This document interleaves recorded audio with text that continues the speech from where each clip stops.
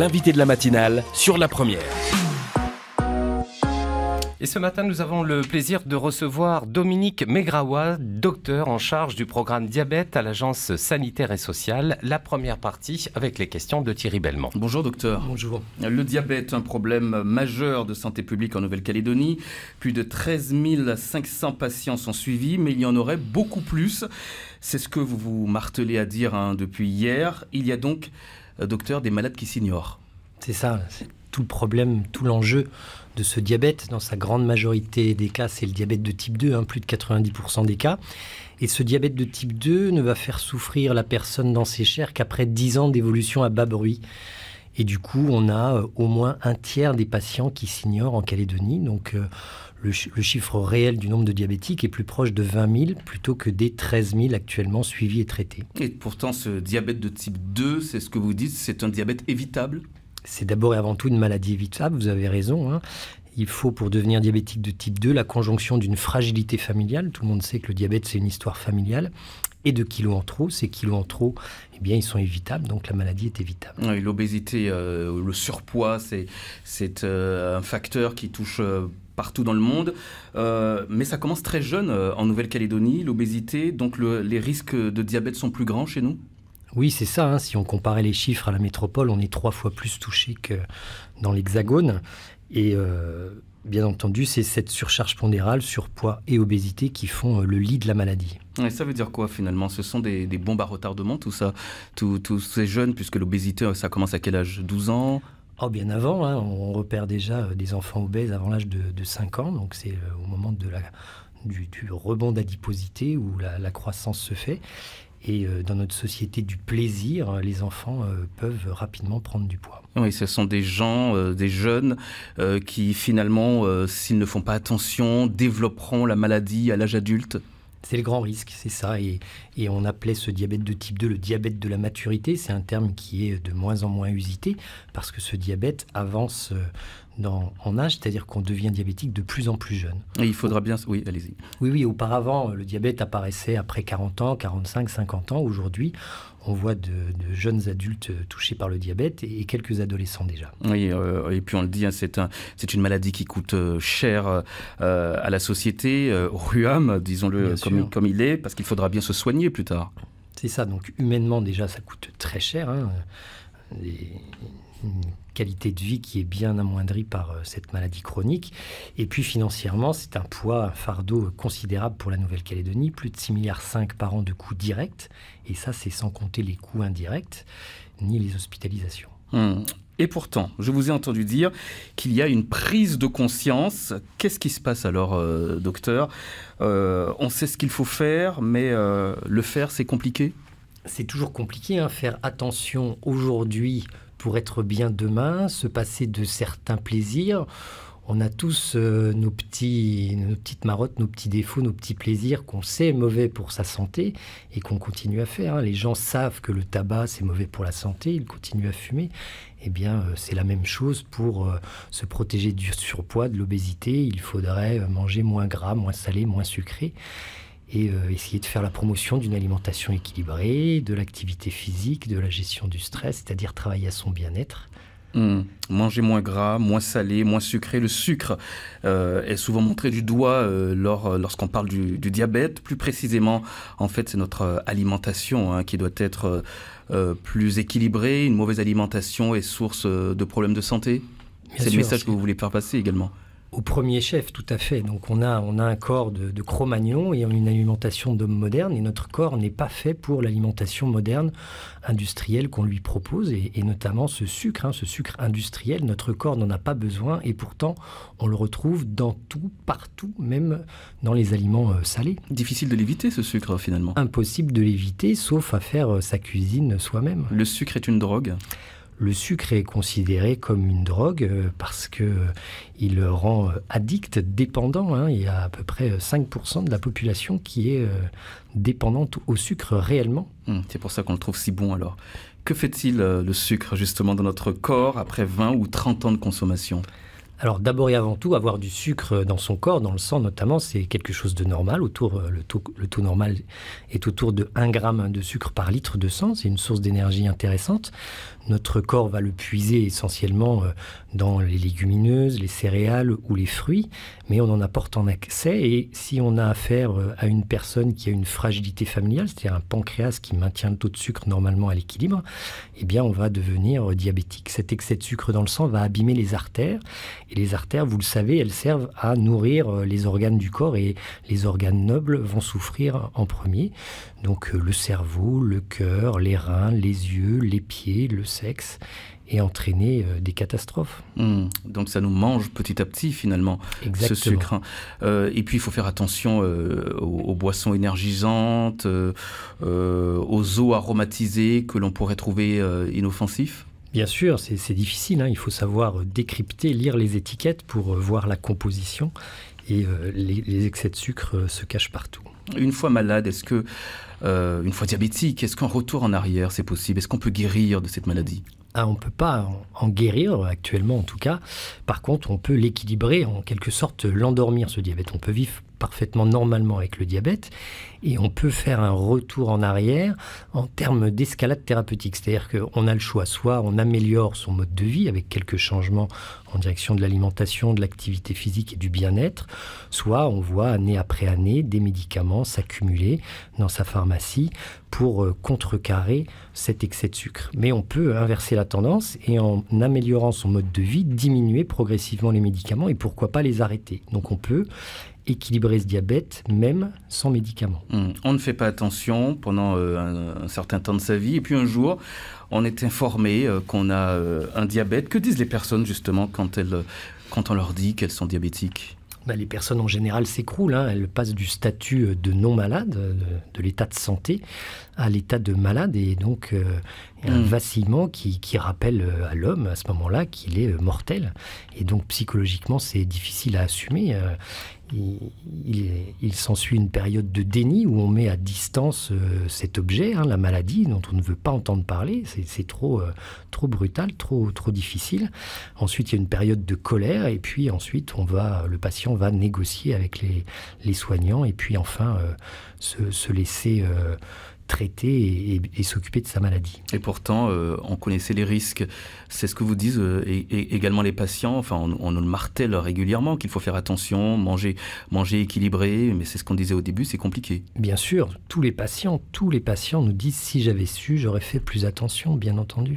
Quels sont vos conseils pour éviter le diabète? Les conseils, c'est d'y aller progressivement, c'est de rechercher le plaisir autrement que par une alimentation trop grasse, trop sucrée, trop salée, on l'a dit. On peut se faire plaisir en mangeant différemment, bien entendu, hein. Il ne faut pas enlever le côté plaisir, et c'est la même chose pour l'activité physique.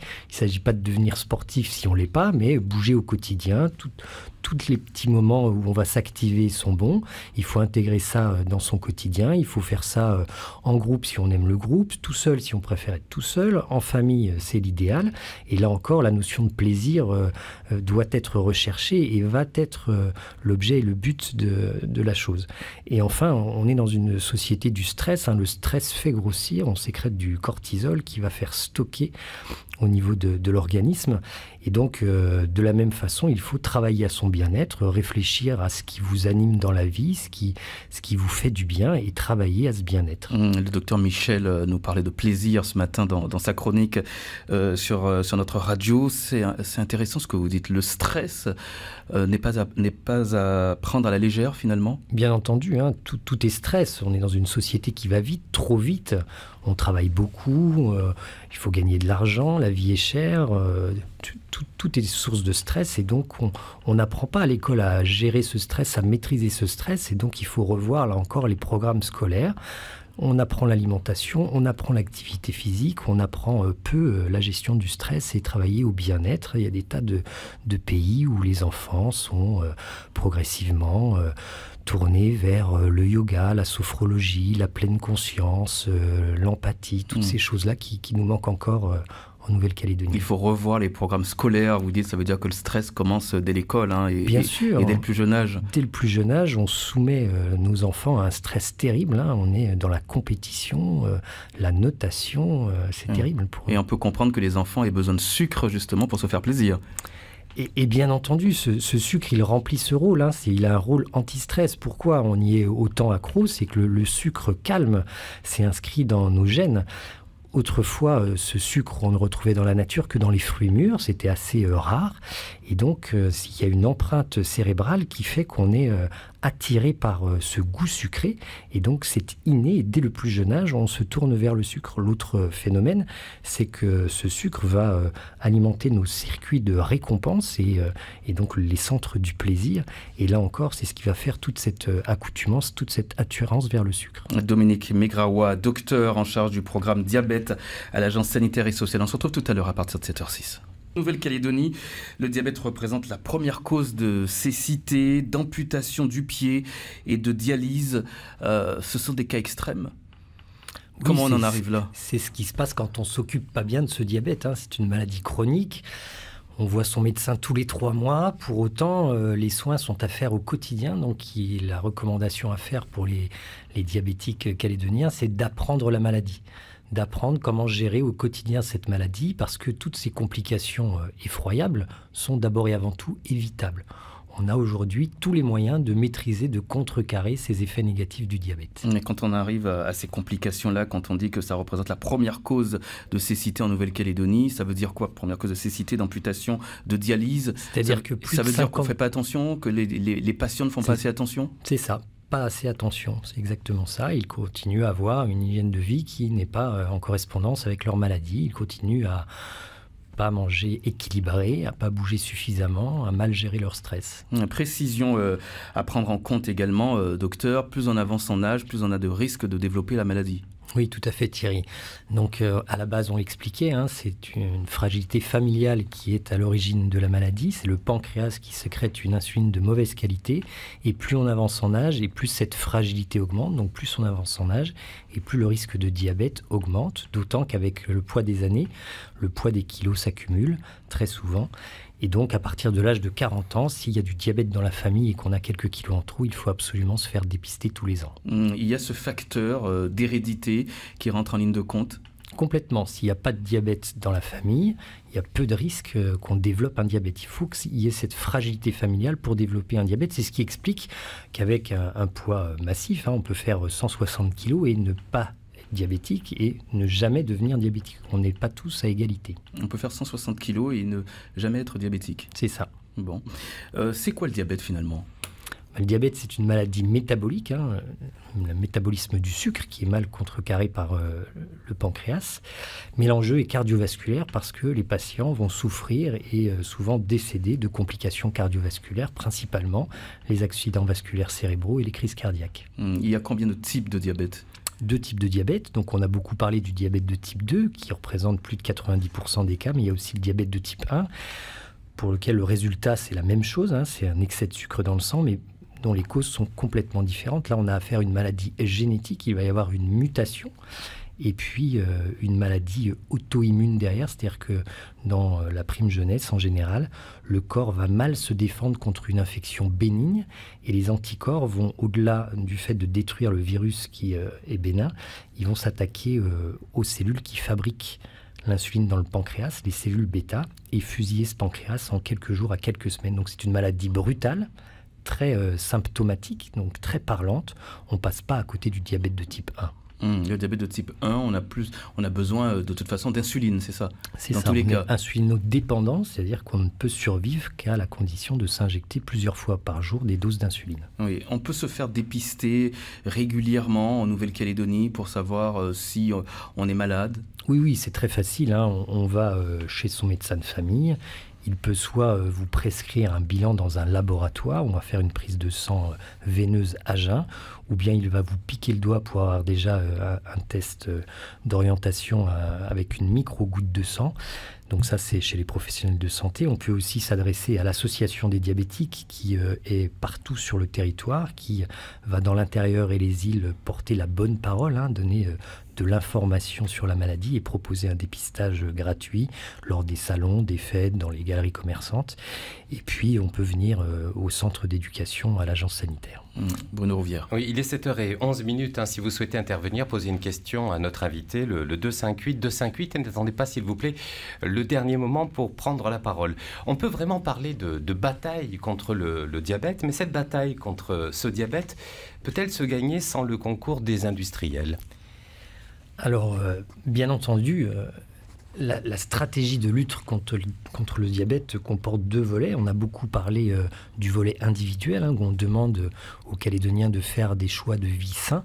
Mais bien entendu, la responsabilité des autorités politiques, c'est de protéger les populations. Et là, c'est le volet collectif qui entre en jeu.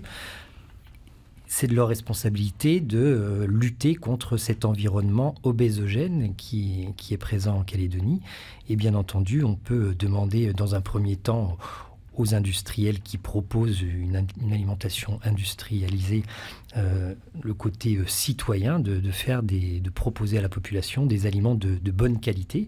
Et puis, si on n'arrive pas à négocier avec le monde de l'agroalimentaire, eh bien, le rôle des politiques, c'est de mettre en place des lois. Et pour continuer la pensée de Bruno, Bruno, est-ce qu'on en fait assez, justement, dans ce domaine-là ? Est-ce qu'il faudrait mettre plus de moyens, puisque c'est un problème de santé publique en Nouvelle-Calédonie? Alors bien entendu, il va falloir mettre plus de moyens. On voit que l'obésité continue à progresser en Calédonie. On a des chiffres aujourd'hui, des études vraiment parlantes. En 2010, on avait 55% de la population qui avait des problèmes de surcharge pondérale, surpoids ou obésité.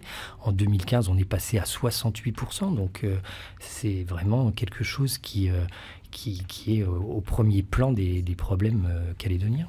On part au standard, si vous le voulez bien, puisque Sonia est avec nous. Bonjour Sonia. Bonjour Bruno, bonjour à tous. Soyez la bienvenue, on vous écoute Sonia. Oui, donc c'est juste pour dire à la personne qui est invitée, comment mieux manger avec les prix qu'on nous offre dans les rayons. Voilà, c'est comment mieux manger les fruits et légumes, puisque pour des familles qui ont un petit salaire, c'est très difficile aujourd'hui. Voilà. Oui. Merci beaucoup Sonia pour votre réflexion. Dominique Megrawa vous répond. Oui, bien sûr. Donc on parlait des industriels de l'agroalimentaire, mais bien entendu, au-delà, il y a toute la filière fruits et légumes qui est importante à soutenir, vous avez raison. Et l'objet des taxes sur les mauvais produits pourrait être fléché vers la promotion des bons produits.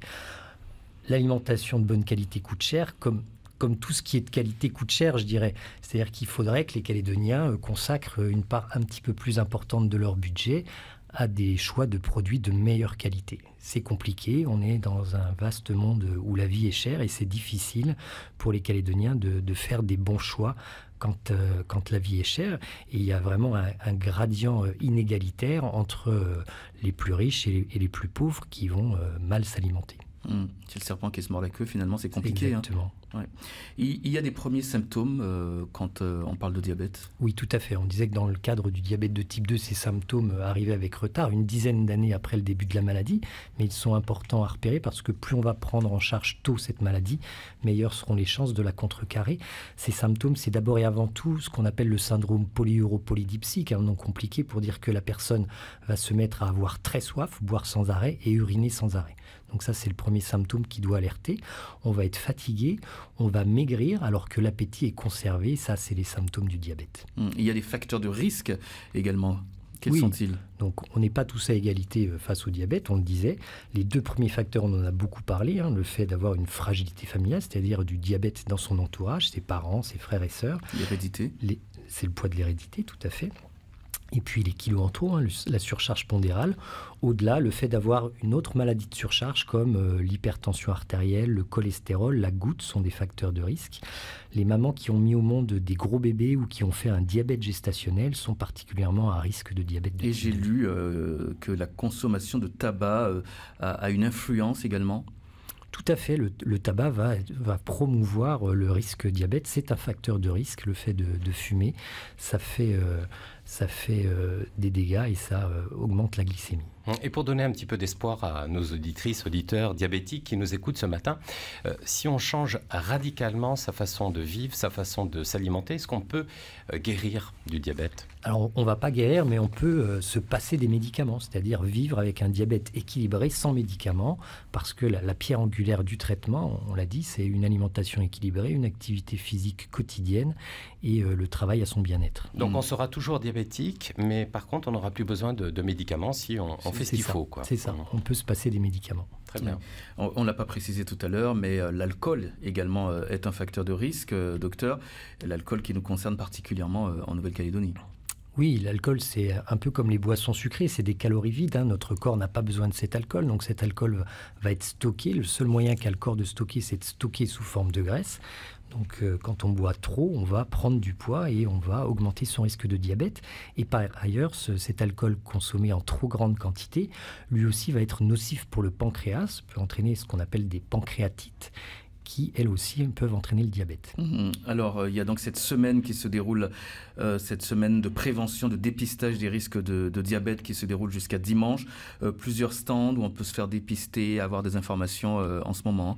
Oui, tout à fait. Donc, c'est un événement national qui est repris en Nouvelle-Calédonie et l'association des diabétiques organise des stands sur le marché de Nouméa, dans les principales galeries commerciales de la ville. L'association est aussi présente dans l'intérieur et les îles et donc propose information, bien entendu, puis dépistage pour les personnes qui le souhaiteraient. L'agence sanitaire et sociale également, donc, au centre d'éducation Regalieni, au 5e étage, propose là encore information et dépistage pour les Calédoniens qui souhaiteraient être informés. Mais vous pouvez aussi aller dans vos pharmacies, chez vos médecins, dans les dispensaires, où vous, pour cette semaine, tout le monde parle le même langage et fait la promotion anti-diabète. Et pour terminer, le samedi 16 juin, il y aura le Salon du diabète qui se déroulera à la mairie de Nouméa. Oui, cette année, ce salon annuel, ce sera le temps fort de cette semaine de prévention du diabète, aura lieu à la mairie de Nouméa, juste à côté de nos locaux. Merci Dominique Megraoua, docteur en charge du programme diabète à l'Agence sanitaire et sociale.